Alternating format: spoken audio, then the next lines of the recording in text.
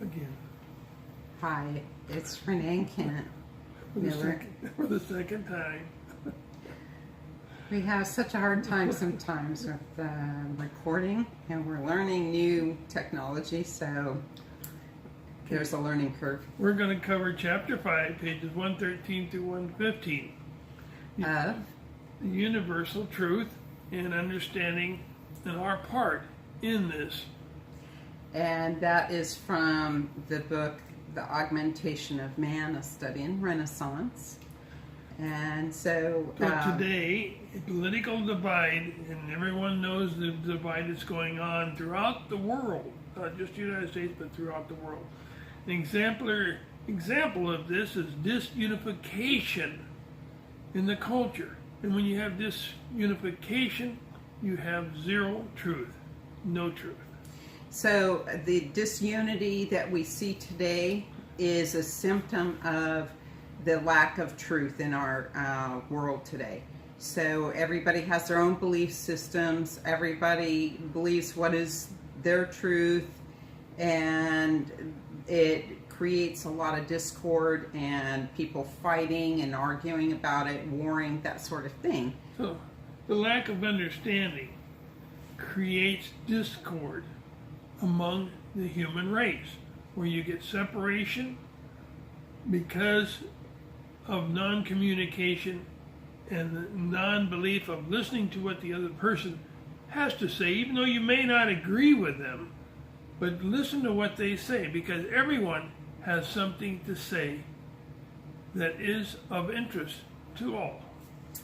And Kent and I were talking about this earlier, that if we can't even get along with ourselves, what makes us think that we're going to get along with beings outside of this earth? So we really have to come to an agreement with ourselves that we are going to stop all of the chaos and the maliciousness and start opening our minds to real possibilities, because we all have a little bit of truth, fractions of it, and the ancients are telling us that the universe is enormous in its level of understanding, far beyond what we understand. Because the universe is working towards a unified connection.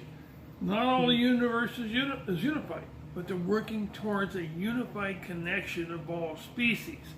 The way that the universe was set up by Creator is that you have a network of connecting entities who share information, understanding, and knowledge, so that we have a continuous evolution within the universes of this conscious understanding. So we need to align ourselves to be able to receive the teaching that humanity once had, for example, at the height of the Greek culture. So the universe itself is all that is. And now we're going to discuss what is all that is. All that is all energy, all vibration, and all mass. All understanding. All understanding in a fluctuating stream or current as it meets its various goals of understanding. It represents the Creator, and all the Creator exists of what the Creator holds. So, to expand on that, in the beginning of time, when there wasn't anything before the Big Bang, there was a vibrational amplitude that developed that created the Big Bang, and through that we had light and mass that were created. That is a direct extension of the creational energy, the original energy of the Creator. It is enormous what exists in all of creation, far beyond what we can comprehend. So it correlates with the level of understanding. Vibration does. Vibration does relate to our level of understanding. Vibration relates to mathematics. So we have to understand that whole correlation too. So the path to truth, truth seekers it leads to knowing who we are and what we are today. And when you begin to understand that, it opens all new parameters of understanding. We have to truly understand what the universe is all about before we can understand who and what we are and what our place is in the universe of all things. So when we understand the function of the universe, we will understand our place in relative to universal identity, and we'll want to begin to understand all that is. And remember, we are babies in the universe. We're spiritually very young beings, and our race, or the human race, is very young relative to the rest of the universe and other beings. So we have to understand our place in all of creation and humble ourselves, because if you ever want to have that reconnection of the teacher-student relationship that once existed, we have to be humble. Well, they won't speak to us otherwise. We're in the me division in humanity right now, and it's coming at the expense of cooperation and peace within ourselves. So a correction, pursuit to the real truth, means you have to open your mind to what you want to learn. You don't close your mind and become polarized. When you open your mind, it will free many, many things. Peace depends on our ability to have an open mind, to have respect of one another in a cooperation of mutual respect, and it depends on our ability to find and see the truth. Yeah, and there's no clarity with false truth. No clarity at all. So truth is unifying to a sense, and when we all have somewhat of the same truth, then we begin to listen to each other and not separate like the world has done. We cannot expect peace, not only here on earth, but those from outside of earth. We cannot expect peace if we don't even understand those among us. Yes. And so our truths, our personal truths, have to become aligned to universal truths.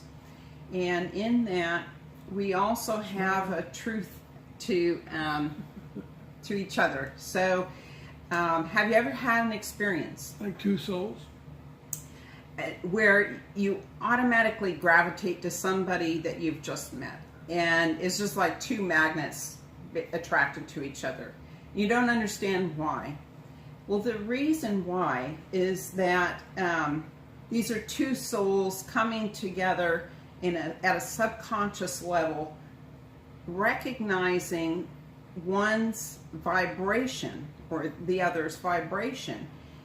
And it includes the memories that are embedded within the soul. Yeah, and so you it's may have never met this person or ever seen him before, but there is a acceptance of who they may be within your soul, and you like them. And there's also the other side. I don't want to be near that person or around them. They scare me. They dysfunction my thought, etc. So it works both ways, but vibration can be a truth seeker.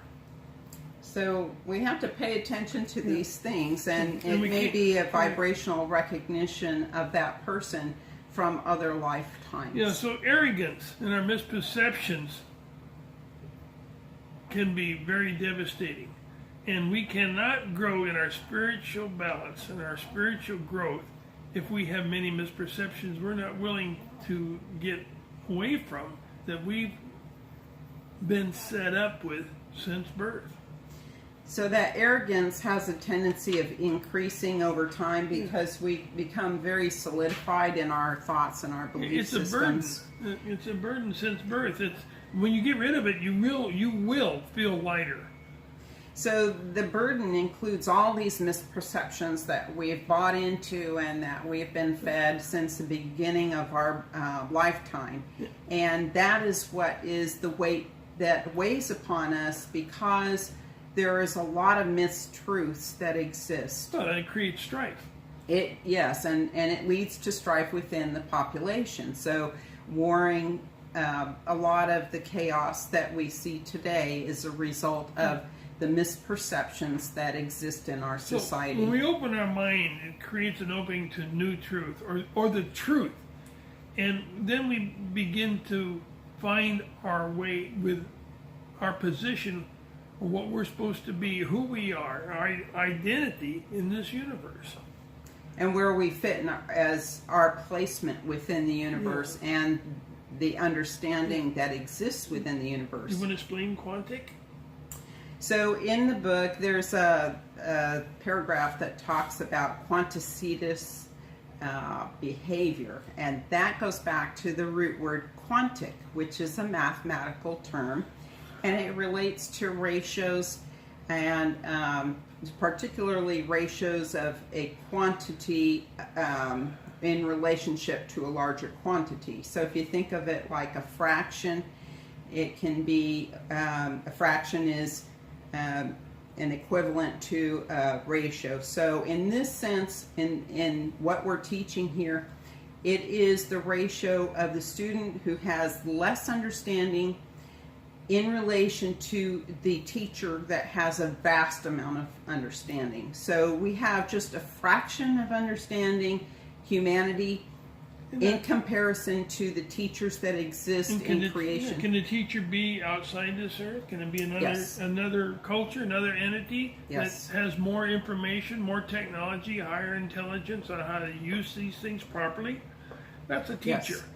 There are also spiritual teachers, so teachers that are not in a physical sense, and these are the ones that we are communicating with, primarily the ancients, but there's even professors, spiritual professors. And there's entities from other cultures outside the earth. There's entities that are willing to teach us that are from other planets. So a student-teacher relationship is part of the universal whole of fluctuating vibrations that encompasses all that is.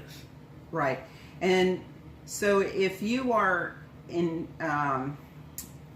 involved with that process, if you are an entity that is connecting with other universal entities in an effort to share information and knowledge, understanding, and you do it freely without anything expected in return. Expectation return. Yeah. Because if you want to become a student and a teacher, you cannot expect returns on your knowledge. You must share the knowledge to all those that want to seek it. The universe really promotes this idea that we don't get paid for sharing of information that is given to us. So use that in your judgment. Yeah. And remember, there is no oneness. There is no oneness currently. Okay? It's all congruent to all that is. So when somebody says we want to become one, there is no oneness currently. It's incongruent to all that is. Yeah, incongruent. So all that is this connective group of entities that share information liberally, and they're part of this network. Now open the mind to learning, open the mind to knowledge, open the mind to understanding. And once you open your mind, you will be deleting the baggage that you've been carrying around since birth, and you will feel much lighter on everything that you want to learn. That includes cutting yourself some slack. Yeah, don't be so hard on yourself. Yes, don't be so hard. Remember, we're in a learning sphere, and so a lot of times we're our own worst judge, and we hold ourselves hostage and don't allow ourselves to progress forward because we're living in so much guilt. Okay. So release that guilt, learn the lesson, and then let go of the guilt. Yeah, and truth does not include perception, which is basically entertaining the ego. Mm-hmm. So, self-indulgence, viewed as negative, and it holds no weight. It holds no weight. So remember, positive in the universe, the universal way of thinking, positiveness is all about the learning and the sharing of information. Negativeness is just the opposite. So if you want to talk about negative entities, Entertainment of the ego.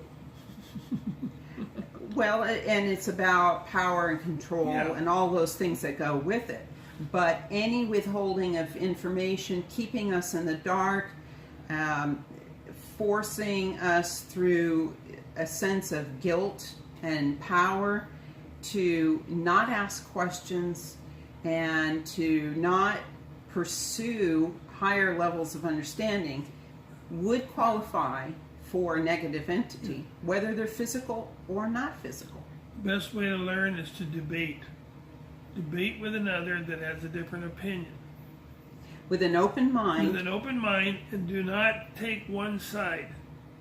to be neutral and with equal respect. And then the conversation will turn to who each other or the identity of each person in the debate. And when you get to know more about that person, you may even like them. And you might learn something. Yes. So with that, we would like to say thanks for watching, and we hope you have a great week. We'll be back with you in approximately a week. And we invite you to go back and reread old blogs. They're located on our website at verdience.com. And It's easy to forget things. Yeah, So we're going to expand onto other sites, other platforms. And that will be coming in the very future. soon. Very soon. So like us on Facebook, follow us on Twitter, and please get the word out there. Pass it on. Pass on our website, So pass on the Facebook So site. when you read some of this, and you may not agree with everything because most of this, the blog is our interpretation of what it means. But if you don't agree, let us know, because we may say, oh, we didn't look at it that way. That's a neat way of looking at it. You can contact us at Verdience, which is the same name as the website. That's V as in Victor, E-R, D as in dog, I-A-N as in Nancy, C-E.com. The other thing that we want to address quickly is that the communications that we've had recently with the ancients have been very somber. And we want to encourage... Time is getting short. We want to encourage all of you to stop playing around and being distracted, because time is really getting short here. And sure, we're talking about an end of a cycle and a new learning cycle, and it's at a higher level. And I tell you what, we're starting to get some of that information, and it takes an awful lot of homework. So if you want to go into this next cycle, you've got to get on board with this. There's going to be a lot of earth changes coming, Which we'll be putting on the web here soon. Yes, we've been asked to start releasing some of the predictions, and Now, predictions are based on mankind's interpretation of an event. We're not going to interpret it for you. So what we will do is we will release the date it was received In the original and language. what the prediction was in its original language, so that you can for yourself determine what that means. Right. But we are being encouraged to really push the information out there, and we hope that you will start taking this seriously, because things are changing very quickly. With that, we hope you have a good week, and we will see you soon. Thank you for joining us, and blessed be your path. Bye-bye. Bye.